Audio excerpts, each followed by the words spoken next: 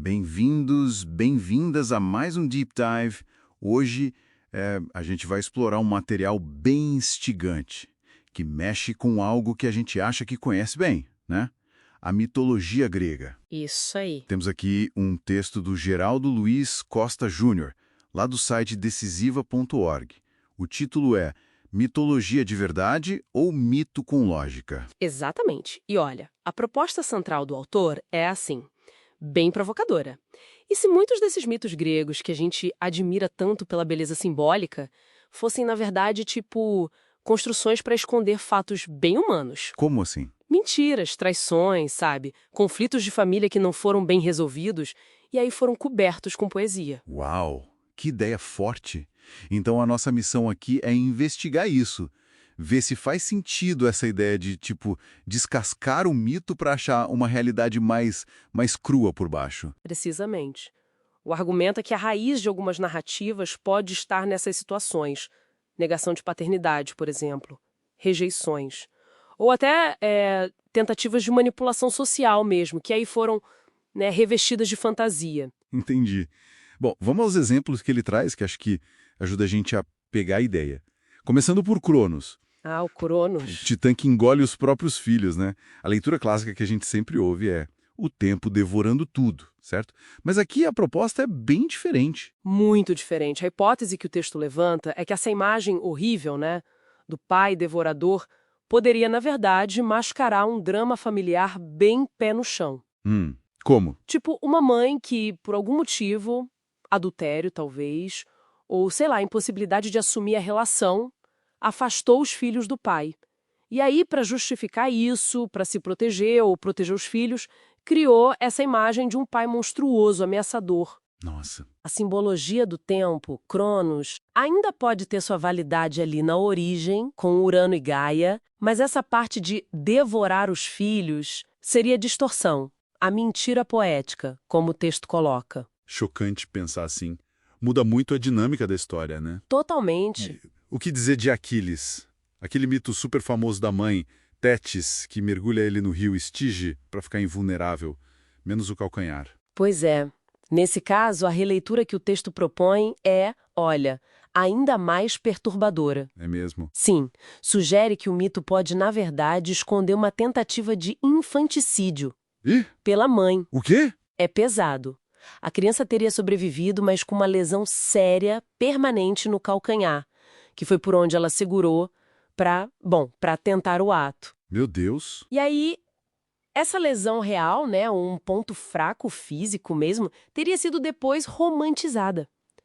Virou uma vulnerabilidade mágica e a agressora foi transformada em protetora na narrativa. Caramba, nossa, essa interpretação é bem pesada. Tira toda aquela aura heróica, trágica. Tira, né? Mostra um lado bem sombrio que poderia estar por trás. E Zeus, o chefão do Olimpo, né? O pai dos deuses, super famoso pelas aventuras amorosas, por ser mulherengo.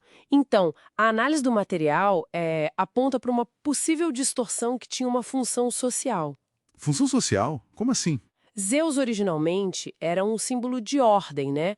Poder, fertilidade, mas o nome Zeus pode ter sido assim convenientemente invocado por mulheres para quê? Para justificar filhos fora de relações oficiais. Ah, entendi. Atribuir a paternidade a Zeus dava uma origem divina para a criança. Isso podia dar status, proteção e, claro, escondia quem era o pai real. Faz sentido. E aí, o uso repetido dessa estratégia social teria, aos poucos, distorcido a imagem original do Deus, transformado ele nessa figura de conquistador insaciável que a gente conhece hoje. Interessante. Então, o padrão que o autor parece ver é esse, né? A mitologia sendo usada como uma ferramenta, uma forma de lidar com problemas bem humanos, bem terrenos. Exatamente. Paternidade, separação, até violência. Dando uma roupagem grandiosa, quase inevitável. Perfeito. E essa lógica, segundo o autor, se estenderia até para a forma como a gente interpreta o sofrimento, o sacrifício. Pensa naquelas histórias de pais sacrificando filhos.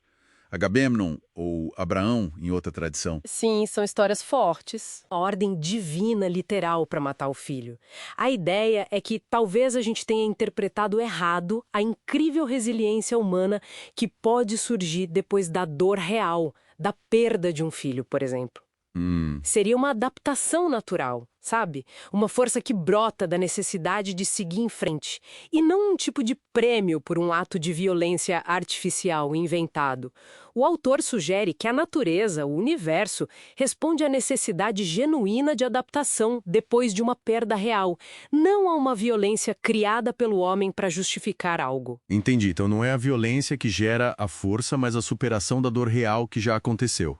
Mas e aí? O que a gente faz com a mitologia toda?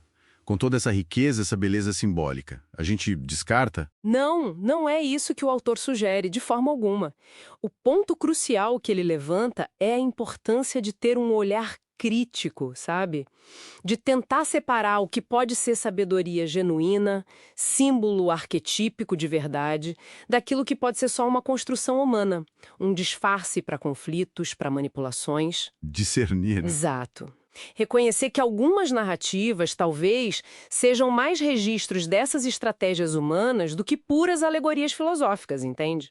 A sabedoria real estaria na capacidade de se adaptar à realidade, à dor que existe, e não em ficar criando histórias para justificar erros ou fugir da responsabilidade. Faz todo sentido.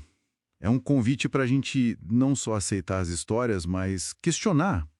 Pensar nas possíveis origens, nas funções que elas tinham. É uma leitura bem mais ativa da mitologia, né? Exato.